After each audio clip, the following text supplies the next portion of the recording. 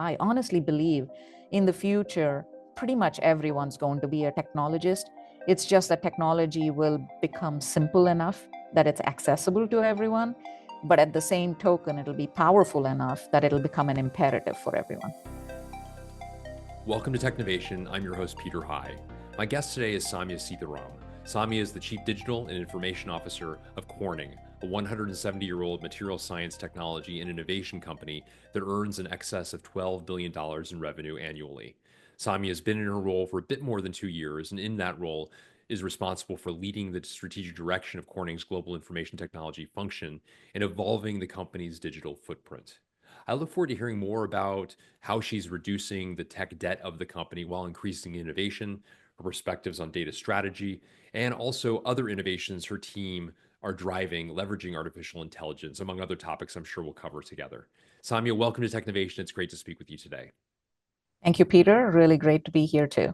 Wonderful. Well, Soumya, maybe we begin with your company. It's quite a storied company in Corning. I wonder if you could take a moment and provide a brief overview of the business and a little bit of its history, if you don't mind. Yeah, absolutely. Corning Incorporated is a 170 plus year old company with unparalleled expertise in material sciences. Our company has been doing this for almost a couple centuries now, and our expertise is not only in the areas of glass science, ceramic science, and optical physics, but also in process manufacturing and engineering. And using all of these, we create differentiated products to actually help enrich everyone's life in the world. What we like to say is pretty much everyone has used one or more Corning products in their day-to-day life at any given point in time. Some famous brand names you would recognize are Gorilla Glass or Ceramic Shield, which are part of our consumer electronics division. Not a lot of people know that we are actually responsible for a lot of the clean air in the world because we make ceramic substrates which go into catalytic converters in all the combustion engine cars. And in addition, if you have an EV, we have an offering there too. We have auto glass components on the interiors of some of the big manufacturing car companies. And then we are also a big life sciences packaging, player. So if you have had a COVID vaccine, you probably got it from a package that came from Corning. And finally, we make advanced display glasses. So if you've used any of the name brand large screen display TVs, the glass probably does come from Corning. So we do a lot of different things, and we are the world's leading manufacturer of optical fiber cable. So the blazing fast internet at your homes that you expect if you have fiber connectivity, odds are you might have Corning fiber that's powering it. So that's just a little bit of a synopsis of our company and what makes it special. It's special indeed, and remarkably diverse. I appreciate you providing that overview. A lot of good context there, Soumya. Maybe take a moment, if you wouldn't mind, to describe your role as well as Chief Digital and Information Officer of the company. Yeah. So as part of my role as the Chief Digital and Information Officer, I kind of wear two hats. My first hat is the CIO hat, where I'm responsible for all of the IT operations within the company. And we have operations in 42 different countries. We have 80 plus manufacturing facilities globally, and 50,000 plus employees. So supporting all of them and providing the landscape of systems to keep our operations up and running and to help them continue to be productive and efficient is the one hat. The other hat is on the digital side, is how do we actually bring digital to enhance how the company operates, and how do we take the company forward into the new world through digital transformation, through the use of AI, ML, et cetera. So that's the second part of the hat that I wear for the company. So that's just a little bit about what I do over here. And I know in a past conversation we had, you talked about how you believe that in the future everyone will be a technologist. Yeah. This was certainly a higher bar to clear. Even one could say even today, it's a high bar to clear engineering degree or a computer science background, perhaps an autodidact in topics relative to technology, but not necessarily for everyone, but something that you see as much more democratized when it comes to the future. Talk a bit about why that is and how it will come to pass from your perspective. Yeah, I think that's a great topic. That's something of a passion for me. I don't think there'll be a job in the future that does not require people to interact with data and systems in some way, shape, or form. And even in our own personal lives, I think each one of us use technology in a myriad of ways for day-to-day experiences. And that's going to be very much so even in the professional world, if you may. So that inherent need to actually be able to work with data, to be able to work with solutions, and the ease at which it's going to happen. Back in the day, we needed degrees in computer science and electrical engineering, et cetera, to be considered a technologist, if you may. But in today's age of democratization of technology, whether it be Gen AI, where people joke that the programming language of the future is English. So if you take that to the next level, and with all the low code, no code options that we have in the world, people are more capable of self-serving themselves and creating their own solutions. All they need is curiosity, a little bit of skepticism, and the willingness to learn and play with different toolkits and with the data. So that's why I honestly believe in the future, pretty much everyone's going to be a technologist. It's just that technology will become simple enough that it's accessible to everyone, but at the same token, it'll be powerful enough that it'll become an imperative for everyone. That's a great overview of that and great description of the rationale behind it. Can I just ask you, as you think about the implications for an organization like Corning and the Mhm. broader implications for your many colleagues who are non-technologists, and I recognize in a company like yours, you have technologists in a variety of different corners, and probably not just the IT organization, given the description of your business. But as you think about, people in disciplines that at least historically have been less tech enabled. Do you think further about how the training or enlightening them, providing the kind of guidance to be able to cross the chasm to the reality that you've just described might come to pass? Yeah, I think I'll give you a great example that we're actually experimenting with right now in Corning. So we have a lot of manufacturing facilities, like I mentioned, and we have a ton of operators who, are responsible for the seamless operations of the equipment on the plant floor. One of the things that we're doing with Gen AI is creating an operator assistant agent. Think about it as we're taking, a private cloud instance of, a Gen AI platform. We're infusing it with our standard operating procedures, with our maintenance logs, with all of, the different troubleshooting guides that we have. And so and we're connecting it to the piece of equipment. So an operator, as he's, running the machine, the agent is helping them get real-time inputs into how the machine is running. And if it senses there's something going wrong, it can actually help the operator walk through how to troubleshoot it and fix it. So it's like hitting two birds with one stone. You're actually being able to improve performance of the operator because he's actually following the steps and the agent is there to help them do it without necessarily 6 weeks of formal training. But in addition, it's also minimizing downtime and being proactive in helping them fix the issues as they happen instead of actually taking downtime, calling two other people to try and figure out how to troubleshoot and fix it. So this is just a glimpse into how you can use technology in the future, even in non-technical roles, to actually help people's life get better. You've also talked about the necessity of ensuring that an organization retires its technical debt. And certainly for an organization that's 170 years old, understandably, there's a lot of legacy, both in the very important and positive aspects of that. There's also legacy in the technical domain, no doubt, that needs to be thought through and retired as new things come about. Those things that are rendered redundant actually turned off. These sorts of things.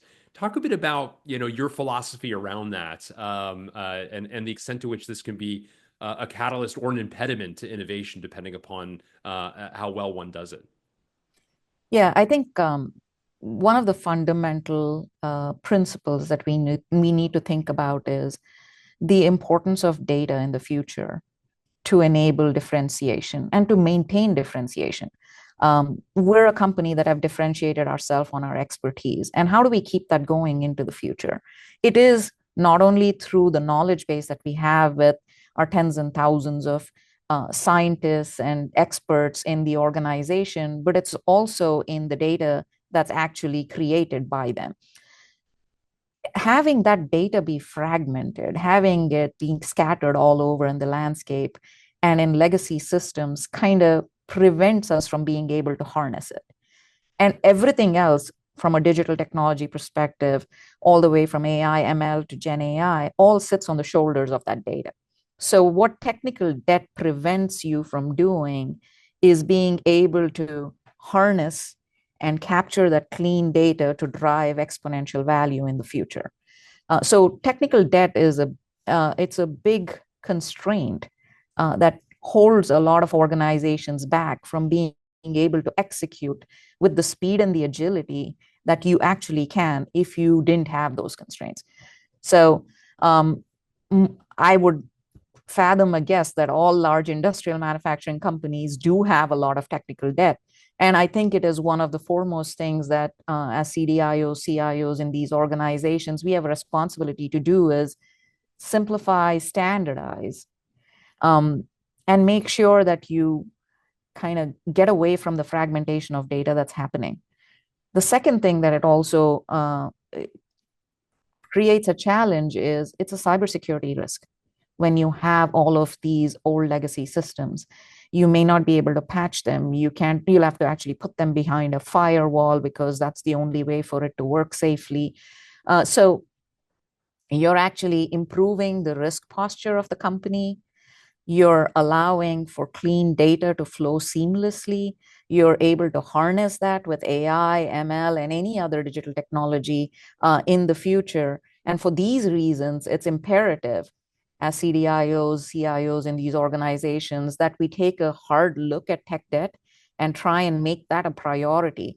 9 times out of 10, upgrading your systems does not drive business value because you're just doing it for obsolescence and risk perspective. But the cost of not doing it is much more significant, and being able to articulate it and actually making the case that elimination of tech debt is a company strategy, is part of a company strategy, is something that I'm pushing forward over here in Corning. You alluded earlier to some of the investments you're making in terms of artificial intelligence generally and Gen AI more specifically. And I know you've implemented what you've called Corning GPT, Yep. Which I believe is a private instance of OpenAI's Yep. ChatGPT. Can you describe how you've implemented it and the value you're deriving, you and your colleagues are deriving from it? Yeah, absolutely. So when this explosion of ChatGPT happened, a couple years ago in November of 2022, I think it was, one of the things we wanted to do is we're a very innovative company and we like to take risks, but we also want to keep our IP and be protected. So the first question that sprang into my mind is how do we play offense and defense with it? I love sports, so pardon my sports analogy over there, but it's opportunity and then there is risk. And how do we balance both of those that come with something like this? So we wanted to make sure that we bring in these technologies into our environment so our employees can tap into the power of these new technologies to drive productivity and efficiency and growth. But we also didn't want to risk the IP of the company. So we actually took a two-pronged approach. We've set up an AI and ML governance committee. The members of it are our CHRO, our general counsel, our CTO, our corporate communications person. So we all sit there together and we created policies and guidelines on how to safely use these technologies. We, on the offensive side, built a private, version of, OpenAI's platform. We have it in there as Corning GPT. And then we started looking for early adopters who are willing to play with it. We started looking for use cases and we created a community of practice where people can share how they're using it. So having done work on both of these prongs, we're not far ahead of everyone else. We're not behind, but we feel very comfortable that we are doing everything possible to allow for our employees to tap into this technology, to play with it, to see what it can do. And we've had a couple use cases where we are actually looking at maybe productionizing it while making sure we have all the guardrails, the focus on the ethics and the responsible AI aspect of it, and making sure we can protect our IP and be compliant with any regulatory requirements. So it's been, we've got really positive feedback from our employees. They were really excited that they had the opportunity to play with something like this as soon as they did. And I also have the buy-in from our legal and other regulatory departments that says, okay, we're doing this safely and we're not being reckless about it. Very interesting, and I appreciate you sharing a bit more about the methods behind it. Can you talk a bit about, I don't know if you can, how much detail you can share about the notion of a private instance of it, the development of something that allows you to have greater confidence that you have the security measures in place, that you have a appropriate playground where people can derive value, but do so with the guardrails as you described. Can you talk Yeah. about some of the ways in which you developed that? Yeah, I think the simplistic concept of it is you take a version of the large language model and you actually bring it in to your private instance in the cloud. But at that point, you cut off connectivity to the internet. So these large language models are constantly learning from everything that's fed to it. But you stop the learning at that point. So if you think of it, it's a snapshot in time of everything that model had. We brought it inside. We cut off connectivity to the extranet, so it does not send anything outside and it is not learning from anything external, but we connected it to internal Corning data. And then it can learn from that internal Corning data. So it continues to learn, but it's infused with our internal data. And this allows us to make sure that it's protected, our data is not going out, but we're leveraging everything that the model had, albeit it might be a little dated because we took a copy that was, a snapshot in time. But it's getting smarter from a Corning perspective. It might not be getting smarter from what the internet has to offer. We do have the ability to upgrade the model every so often, and we are looking at how to do that. So we don't have to be left behind by years or decades, even, if you may. Very interesting. Again, thank you so much for sharing some of the technical details of that. You mentioned to me in one of our recent conversations the advantage you have in serving on an executive team that has a technology committee as part of the board. Not all companies do, and maybe some have, of course. But I wonder if you could talk a bit more about how this has helped you drive your agenda, how you've helped work with that committee to both educate them and draw inference and ideas from them as well. Talk a bit about that if you would. Yeah, absolutely. I think I'm really lucky about the fact that we have an IT committee on the board, and there's 5 board members who sit on the IT committee. And what that does is typically, IT goes into an audit or a risk committee, and we talk to them from a risk perspective. You're usually reporting out just on the cybersecurity front or regulatory, internal audit, external audit, SOX. Those are the kind of issues you take to the board every quarter or every 2 board meetings, and that's historically what I was used to.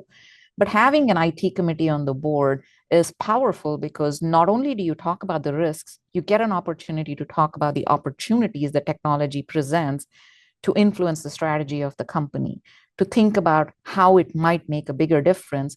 So it allows you to have a forum for broad-based conversation beyond just risk and compliance. And that's very, very powerful. And I'm really lucky we have a great set of directors that you can tap into in terms of industry knowledge or in terms of domain expertise. They can ask us and challenge us with questions on how other companies are doing it and how are we thinking about it. So I think it's a very powerful enabler for a CDIO to have a board, that has an IT or a tech committee that's supportive of our overall strategy, not just the risk and compliance piece of it. And it also helps because you can use that partnership with the board and the management team to help create a sense of purpose for the rest of the organization. Organizations typically get excited when they know something is a board level agenda item, and you can use that to create real excitement and real energy behind driving initiatives like an ERP transformation, or like something like a Gen AI, which is really exciting. But when they know about the fact that board on down, everyone's interested in talking about this, it becomes more of a thing that can move forward better. Very compelling indeed. I appreciate you sharing Yeah, that. I wanted to ask you, and indeed, actually, it brings to mind your whole notion of playing offense and defense. That in fact, yep, it's a communique and a means by which you can drive both new opportunities while also ensuring that you are safeguarding the most important assets at the board level on down, as you point out. Um, exactly. I wanted to ask you, as you look to the future, Soumya, are there particular trends that excite you, especially now as we're upon 2025, and as you think about the new year ahead? I think everyone's on the AI trend. And for us, it's even bigger in Corning because one of our biggest growth enabler is providing connectivity solutions for the AI data centers. So that's a big part of our growth strategy, but it's also a big part of our internal strategy on how can we use AI to help improve productivity and efficiency within the company. But for that to happen, you really need focus on data. So if I have to take it down to it, the trend is capitalizing on what data can allow us to unleash, AI being one of those things. But the reality is, what I'm really excited about is taking our data strategy and our data management to the next level in 2025, so we can actually be much more able and capable of leveraging Gen AI and harnessing it, and maybe even monetizing it at some point. Very interesting. Yeah, very interesting. I look forward to remaining abreast of continued progress in that very area. I Yep. wonder here at the close, Soumya, if there's anything that you've recently read, listened to, and/or watched that you would recommend to peers. Anything come to mind? Yeah, absolutely. I just recently read this article. It was part of the Harvard Business Review. It's called "Strategy in an Era of Abundant Expertise," and it talks about the fact that AI is going to make expertise cheaper and more democratized, and that can create an environment of a threat to companies' workforce, but it can also create an environment of opportunity for disruption because expertise is now so much more easily available. And so it was a great article that kind of summarized what AI can do, but it also talks about what companies have to think about when they're trying to tap into this, and also how they have to think about where possible disruptions can come from. So I'd highly recommend that article. Actually, one of the authors of the article is Dr. Karim Lakhani. Him and Dr. Marco Ianciti have written the book Competing in the Age of AI also. So it is one of their recent articles. It's really thought provoking. Again, a great suggestion. Well, Soumya, thank you so much for a terrific conversation. It's wonderful to learn more about your organization, the innovation that your team is driving at a storied company of 170 years in Corning, and to get a little bit of a glimpse into what you see as some of the possibilities in the future as well. It's been a terrific conversation. Thank you, Peter, and thank you for the opportunity. This was great, and looking forward to learning more from more of your tech innovation podcasts. Well, thank you.